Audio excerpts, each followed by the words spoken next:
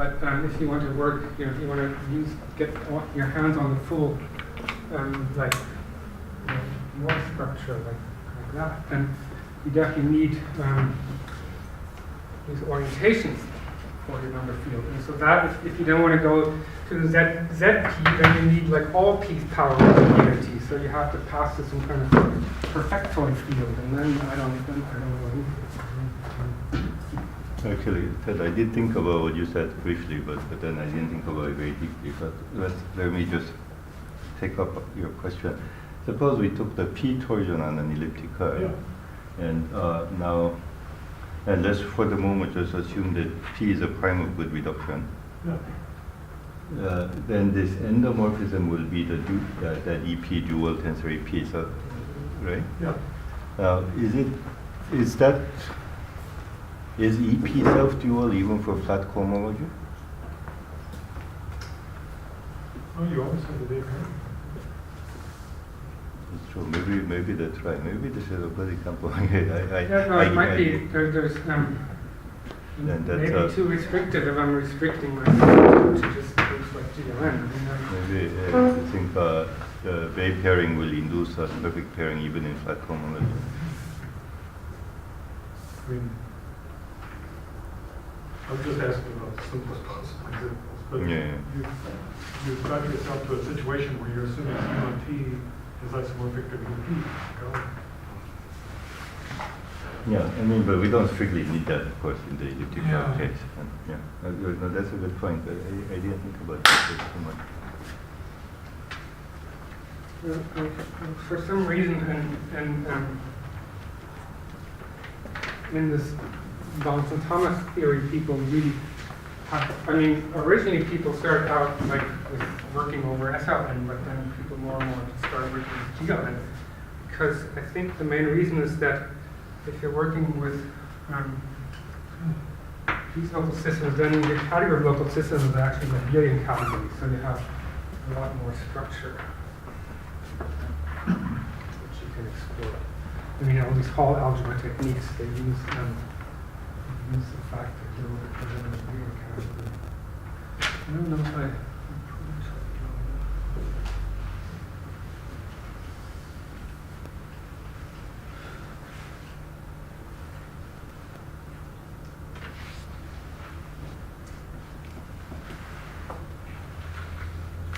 I don't know what.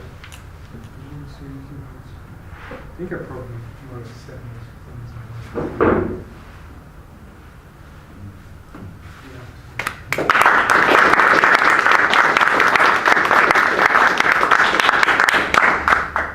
Questions?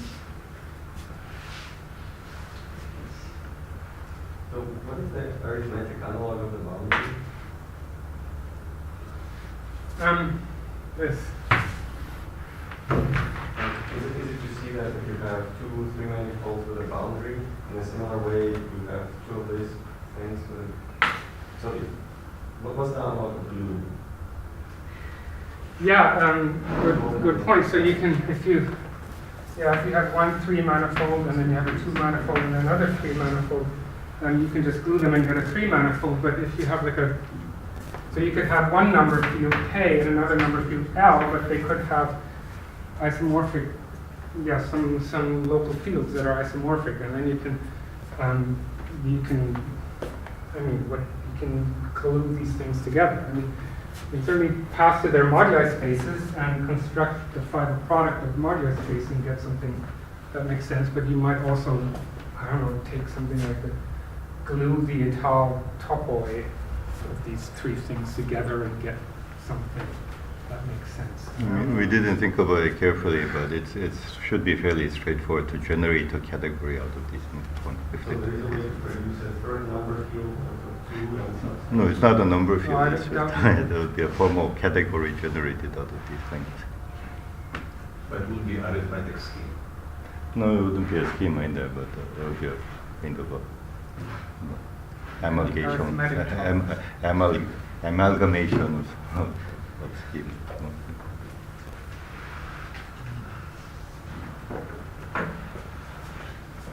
In this example, it occurred to me. B is a place over P, right?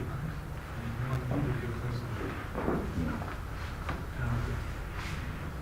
the DV, that cohomology, I mean, the spec of OV, a tau cohomology for spec OV just corresponds to the Gauss group in the algebraic closure of the resonance fields. Yeah, but you don't want a tau cohomology spec OV. So what you want is the analog of a local system on spec KV that, of course, extends to spec OV. Yeah. But if V divides the character, the coefficient characteristic, what we thought is that there should be H1 crystalline of some sort. So there isn't just a tau H1. So which means that we want inside Galois cohomology something like H1 crystalline to be a Lagrangian subspace. But that doesn't work out too well when you're working with coefficients. I was asking you over lunch, but you didn't tell me that this thing never exists. But you were talking, so what cohomology did you have in mind? Or you were H subs of what? Well, I mean, if I'm starting for simplicity with an actual tau local system, which is unramified everywhere, then I would, whatever cohomology I take should probably just be isomorphic to the tau topology anyways. You see? So, No, I don't think so. Well, you could make some fancy cohomology. It's different. Well, there might be, yeah, but if, I mean, certainly whether I put the tau or flat wouldn't, I don't know, but maybe so. Of course, it could be that this thing is always too small and that it's somehow in this non-separable characteristic that somehow the deforming it as an tau local system, yeah, is this just a low-dimensional sub-scheme in the actual deformations you want to consider. And so there might be, yeah, it could be something bigger. And we should really just check the dimensions at least. I mean, the dimension of the thing on the left should be the square root of the dimension of the thing in the middle. This is That should be still- half the dimension. Well, whatever, yeah, the order. Yeah, sure. Yeah. But in the thing on the left, if you just take the tau cohomology, I think it's just end of E.